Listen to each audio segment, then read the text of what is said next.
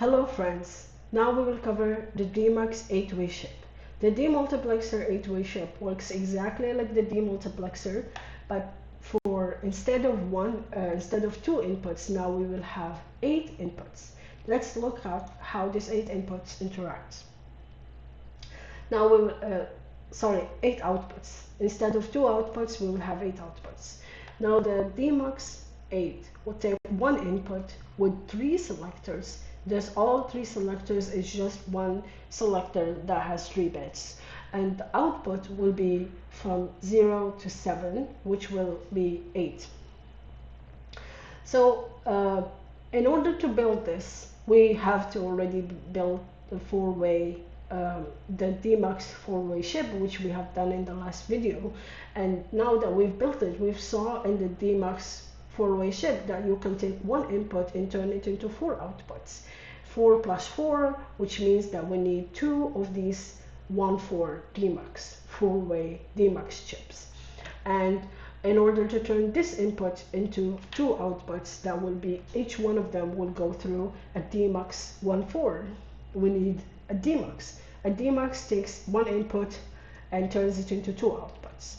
So first we need 1 DMux and 2 DMux 4-way in order to have 4 outputs. Let's see how we can utilize these and which of the selectors will function properly for each of these DMux. DMux 4-way and DMux, the normal one. So this is a graph I've built to visualize it. So here the outputs are from A to H, and the input is 1 bit. 1 bit input, but later on it can be used for 16-bit input. At least in logism you can change the bits. So here we have N that goes through a DMux, and we will select the last bit of the selector. Why is the last bit of the selector is the first one that we will build? It's because this is supposed to be the opposite of the mux chip. So that's why we will pick the last bit of the selector. We'll use it first in the DMux. And then we will take the cell 0 and 1, which is cell 0 to 2, and make it go through DMux 4-way and another, these are DMux 4-way by the way, DMux 4-way and another DMux 4-way, which will take the result of the first initial DMux. And this will give us our 8 outputs. So now let's look how we can build it in VS Code. I said before, in order to build this, we need 2 DMux 4-way chips and 1 DMux chip. So let's start with the DMux, since we only have 1 input and we need 2 outputs. So the DMux, we will take the N is equal to N, of course. The cell is equal to cell 2. And the results are going to be A, B, C, D, and E, F, G. So now that we have built the DMux, we have 2 results that we can each make them go through a DMux 4-way chip. As you can see here, we have the input ABC, cell is cell 0 to 1, because the DMux 4-way needs 2-bit cell. It does not take 1-bit cell. It takes 2-bit cell and 1 input, and it gives us 4 outputs. So the outputs are going to be A, B, C, and D. And we will do the same thing. We'll just copy this, and it will be the same thing for the EFG.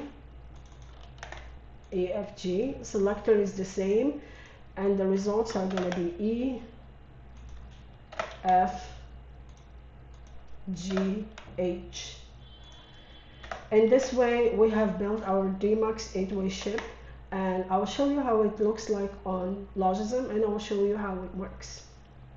So DMux is simply an input being copied into an output in different selector states. So when the selector is all 0, 0, 0, the input is still will be copied, but you can't see it here because the input is 0. When I turn it into 1, you can see it's being copied into the first output, output A.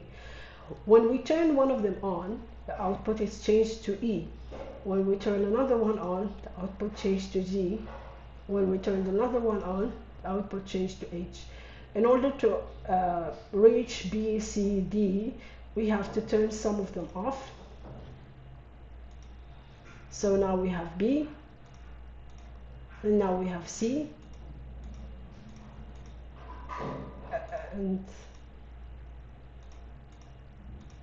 and now we have D. So we have reached all of the states, all of the outputs, copying the input in different states, and by this we have successfully built the DMux four-way chip, four-way chip, sorry, and we have finished the first project of Nand2Tetris. So for the first video, we will be starting with the half adder for the second project of Nand2Tetris. Please watch that, and thank you.